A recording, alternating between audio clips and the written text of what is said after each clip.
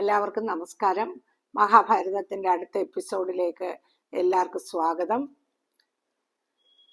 നമ്മുടെ ഈ എപ്പിസോഡ് എല്ലാവരും ലൈക്ക് ചെയ്യണം, ഷെയർ ചെയ്യണം, സബ്സ്ക്രൈബ് ചെയ്യണം. നമ്മൾ സത്യവാൻ സാവിത്രിയുടെ കഥയാണ് പറഞ്ഞു നിർത്തിയത്. അടുത്തത് പറയുന്നത് കർണനെ പറ്റിയാണ്. കർണൻ കുന്തിയുടെ മകനായി സൂര്യദേവനിൽ ജനിച്ചു.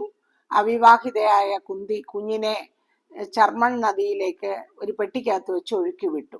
അപ്പോൾ ജന്മനാൽ തന്നെ ആ കുഞ്ഞിന് കവചവും കുണ്ഡലവും, കാതുകളിൽ കുണ്ഡലവും മാറത്ത് കവചവും ഉണ്ടായിരുന്നു.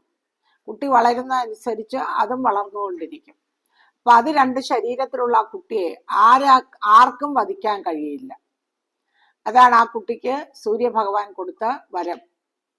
അങ്ങനെ ആ ചർമ്മൺ നദിയിലൂടെ ഒഴുകി വന്ന പെട്ടി നദിയുടെ തീരത്ത് നിന്നിരുന്ന അധിരഥൻ എന്ന് പറയുന്ന സൂതൻ കരയ്ക്കടുപ്പിക്കുകയും അദ്ദേഹത്തിന്റെ ഭാര്യയായ രാധയെ കൊണ്ടുവന്ന് കുഞ്ഞിനെ ഏൽപ്പിക്കുകയും ചെയ്തു. അവർക്ക് വേറെ മക്കൾ ഉണ്ടായിരുന്നില്ല.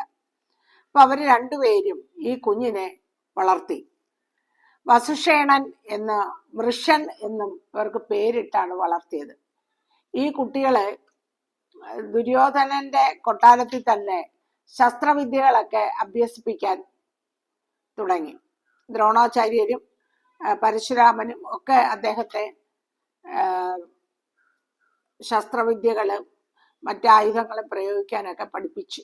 അങ്ങനെ പഠനമെല്ലാം പൂർത്തിയാക്കി പാണ്ഡവരും കൗരവരും കൂടി ആ പഠനം പൂർത്തിയാക്കിയ അവസരത്തിൽ എല്ലാവർക്കും കാണുന്നതിന് വേണ്ടി അവരുടെ മികവ് കാണിക്കാൻ ഒരു മൈതാനത്ത് ഒത്തുകൂടിയപ്പോൾ കർണനും അവിടെ ഉണ്ടായിരുന്നു. അപ്പൊ കർണൻ അർജുനനേക്കാൾ ഒരു പടി മേലെയായി പോയി എന്നൊരു തോന്നൽ എല്ലാവർക്കും ഉണ്ടായിരുന്നു.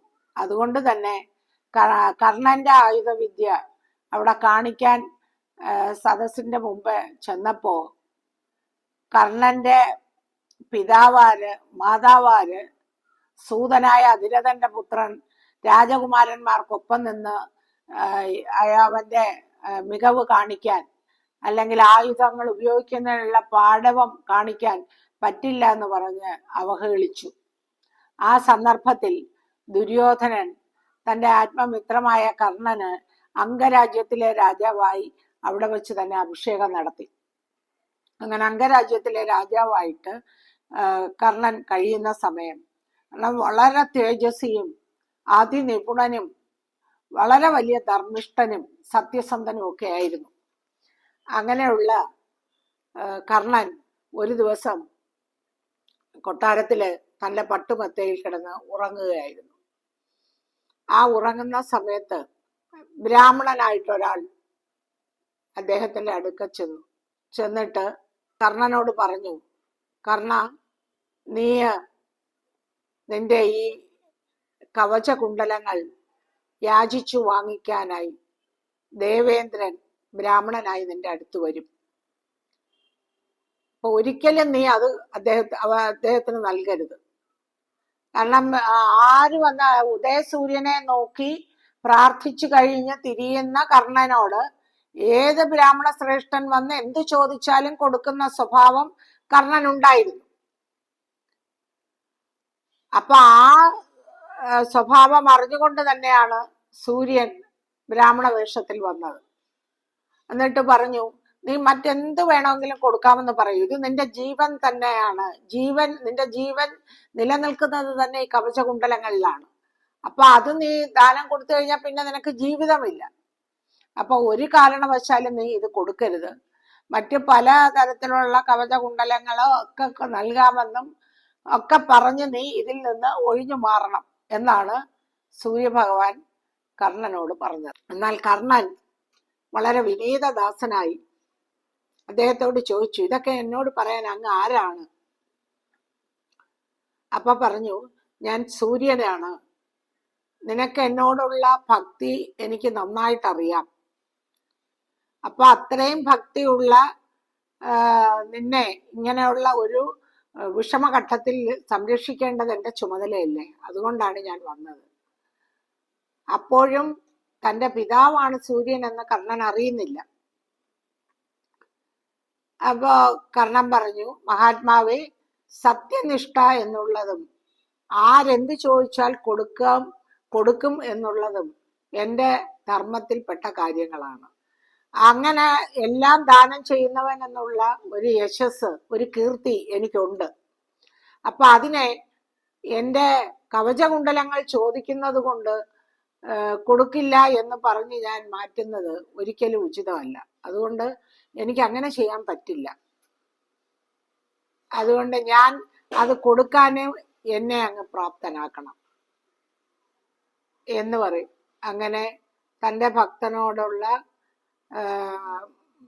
ഭക്തൻ മാത്രമല്ല, മകനാണെന്ന് സൂര്യൻ അറിയാം. ശരി, നീ അങ്ങനെ ദേവേന്ദ്രന് നിന്റെ കവചകുണ്ടലങ്ങൾ കൊടുക്കുകയാണെങ്കിൽ ദേവേന്ദ്രനിലുള്ള ശക്തി എന്ന് പറയുന്ന ആയുധം നീ അദ്ദേഹത്തിൽ നിന്ന് വാങ്ങണം.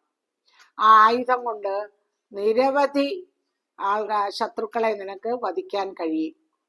അപ്പൊ അതുകൊണ്ട് അത് കംപ്ലീറ്റ് എത്ര ശത്രുക്കളുണ്ടോ അവരെ വധിച്ചു കഴിഞ്ഞാൽ ആ ആയുധം തന്ന ആളിന്റെ അടുത്ത് തന്നെ തിരിച്ചു പോകും. എന്നാലും അങ്ങനെ ഒരു വരം നീ വാങ്ങിക്കണം എന്ന് പറഞ്ഞ് വളരെ ദുഃഖിതനായി തന്നെയാണ് സൂര്യൻ അവിടെ നിന്ന് മറഞ്ഞത്. പിറ്റേന്ന് പുലർകാലത്തിൽ എഴുന്നേറ്റ കർണൻ നദീതീരത്ത് പോയി സൂര്യഭഗവാനെ നോക്കി പ്രാർത്ഥിച്ചു കൊണ്ട് നിൽക്കുന്ന സമയത്ത് താൻ ഇന്നലെ കണ്ട സ്വപ്നത്തെ പറ്റി സൂര്യഭഗവാനോട് പറഞ്ഞപ്പോൾ സൂര്യൻ പറഞ്ഞു, മകനെ, ഞാൻ തന്നെയാണ് നിന്റെ അടുത്തേക്ക് വന്നത്. അത് സ്വപ്നമല്ല, യാഥാർത്ഥ്യമാണ്. ഒരു കാരണവശാലും നിന്റെ കവചകുണ്ടലങ്ങൾ നീ ദാനം ചെയ്യരുത്. അപ്പോഴും കർണൻ പറഞ്ഞു, എന്റെ സത്യനിഷ്ഠയിൽ നിന്നോ അല്ലെങ്കിൽ എന്റെ ദാനം ചെയ്യൽ എന്നുള്ള കർമ്മത്തിൽ നിന്നോ പിന്തിരിയാൻ എനിക്ക് കഴിയില്ല. അങ്ങ് തന്നെ എന്നെ അതിന് നല്ല രീതിയിൽ മുന്നോട്ട് പോകാൻ സഹായിക്കണം എന്നാണ് സൂര്യനോട് കർണൻ പറഞ്ഞത്. അത് കഴിഞ്ഞ് ധ്യാനമൊക്കെ കഴിഞ്ഞ് പിന്തിരിഞ്ഞ കർണന്റെ പിറകിൽ ബ്രാഹ്മണ വേഷധാരിയായ ദേവേന്ദ്രൻ വന്ന് നിൽപ്പുണ്ടായിരുന്നു. ഒന്നും അറിയാത്തതുപോലെ കർണൻ ചോദിച്ചു, എന്താണ് അങ്ങ് വന്നത്? എന്തിനാണ് അങ്ങ് വന്നത്?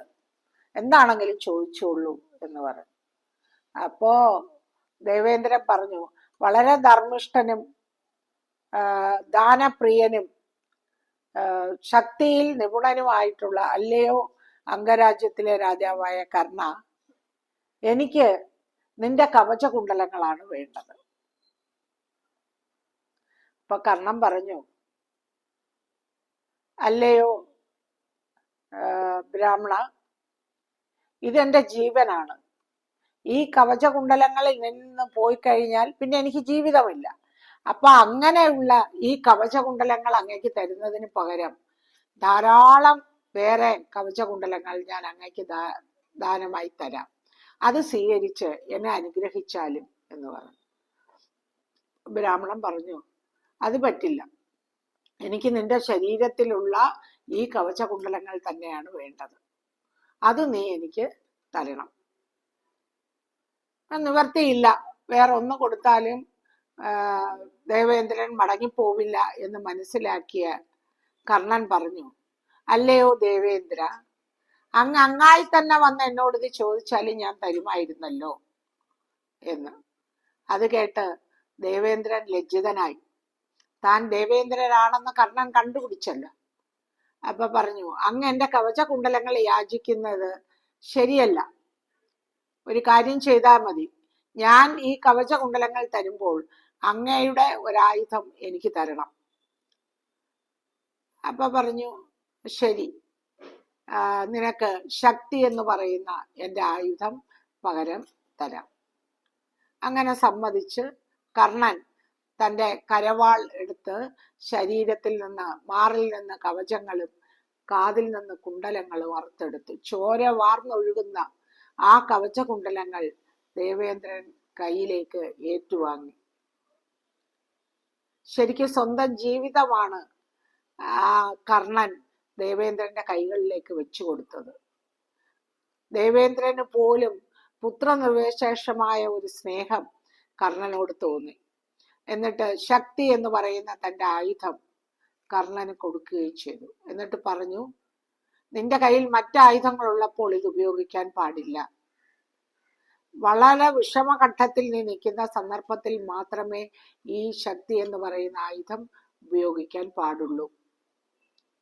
നിനക്ക് എല്ലാ മംഗളങ്ങളും ഭവിക്കട്ടെ എന്ന് പറഞ്ഞ് ദേവേന്ദ്രൻ അവിടെ നിന്ന് അപ്രത്യക്ഷനാവുകയും ചെയ്തു. വളരെ ഹൃദയസ്പർശിയായ കഥയാണ് കർണന്റെ കഥ. ഇതറിഞ്ഞ പാണ്ഡവർ ആഹ്ലാദഭരിതരായി. എന്നാൽ ദുര്യോധനാദികൾക്ക് വളരെ വലിയ സങ്കടമായിപ്പോയി. കാരണം കർണൻ വളരെ മിടുക്കനായ ഒരു യോദ്ധാവാണ്. അദ്ദേഹത്തിന്റെ ജീവൻ തന്നെ അദ്ദേഹത്തിൽ നിന്ന് പോയതുപോലെയാണ് അവർക്ക് തോന്നിയത്. അവരുടെ അഹങ്കാരത്തിന് കുറച്ച് ശമനം ഉണ്ടായി. അടുത്ത ഭാഗം അടുത്ത എപ്പിസോഡിൽ എല്ലാവരും സബ്സ്ക്രൈബ് ചെയ്യണം, ഷെയർ ചെയ്യണം. നമസ്കാരം.